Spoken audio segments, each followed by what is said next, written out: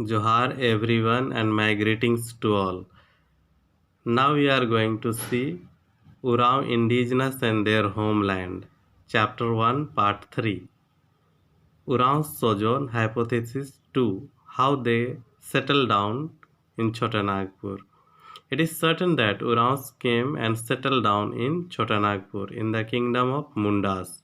However, where exactly they came from, how long was their journey, and what was the route that followed is not definitely known to us. Historians suggest two possible places of their origin, so these give again two hypotheses about the Urans' migration into Ranchi areas. According to Sarath Chandra Roy, Cole Dalton, and P. Dion, Urans began to migrate Konkani coast, South India. If it is correct, then they might have dwelt in Pandya kingdom of Karnataka long before Christian era, because physical and linguistic characteristics of Urans are like Dravidians. Certainly, they might have lived in South India along with Tamil, Telugu, Malayalam, and Kannars, who came under Dravidian category. And following the western coast of Narmada, proceeded east. Then they might have crossed Vindhyas and came to Swan River in Amarkantak forest ranges.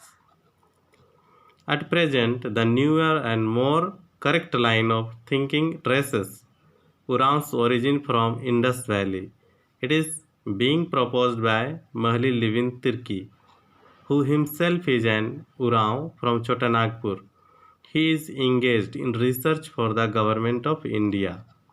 He says that Aryans might have chased them out from the Indus Valley and Urans reached Rohtasgarh in Shahabad district between 800 to 900 BC. Supporting this thesis, Urans are found settled in Azamgarh and Mirzapur district of UP with Gond tribes. Most of the modern historians have supported that Indus Valley civilization was Dravidian and not Aryan. It is definite that before coming to Chotanagpur, Urans lived in Rohtasgarh about 7th century BC. It was a period of peace and prosperity. Urans established their own kingdom and fortified themselves and fought off Rohtasgarh. Around 600 BC, thrice Urans defeated Chero, Kharwar, and Mughals and Turks. A legend says that the Urans were celebrating their annual festival called Khaddi or Sarhul. All men enjoyed rice beer and fell asleep. A dramatic story has been developed about it. Same day, enemies attacked over Rohtas fort. Some brave women, namely Singidai, Champa, and Kaili, with some other women, took arms in defense of their homes, husband, and progeny. They successfully drove back the enemies 3 times, but the fourth time they could not face them.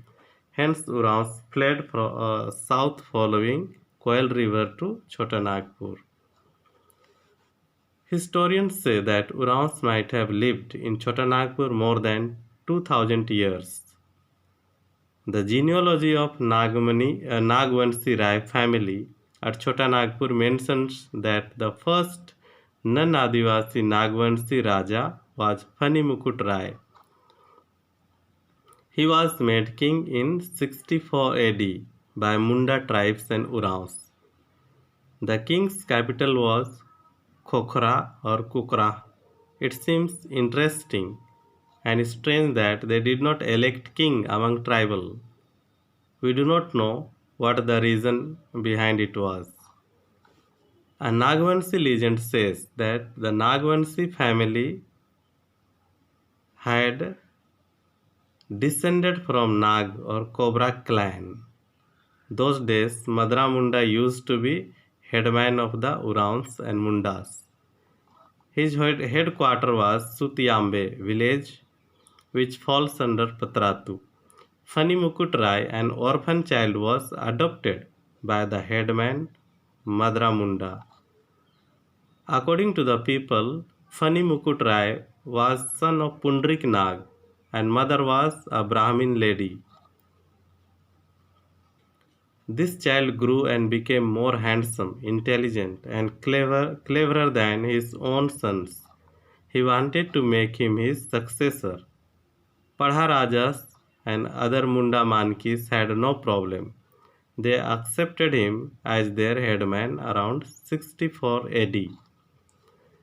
Adopted son Fanimukut Rai contracted marriages with Hindu ladies. Thus his entire family was Hinduized.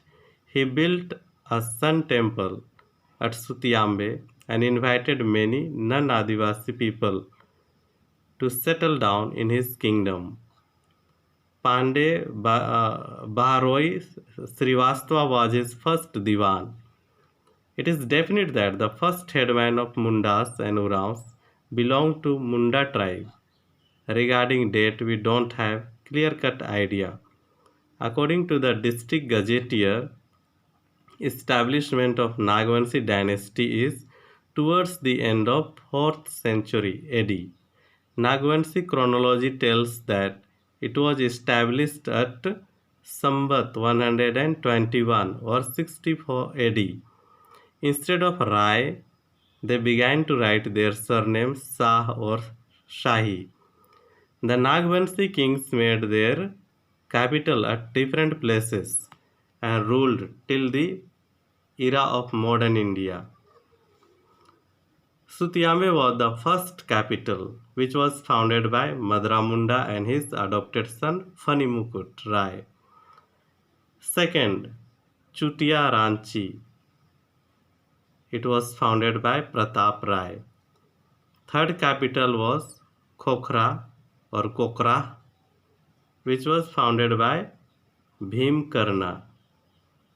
Fourth capital was Doisagarh, which was founded by Durjan Sal or Shah.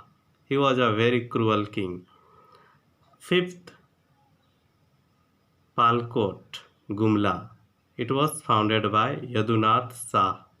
Sixth, Vairo Palkot. It was founded by Jagannath Sahadev. Seventh, Ratugarh, Ranchi. It was founded by Pratap Udainath Sahadev. So this is the story about the village headman of Madra Munda and his adopted son. In the next video we shall see the arrival of Christian missionaries, Turks and Mughals, and naming of Jharkhand. If you like, please subscribe, give suggestion, like and comment. Thank you.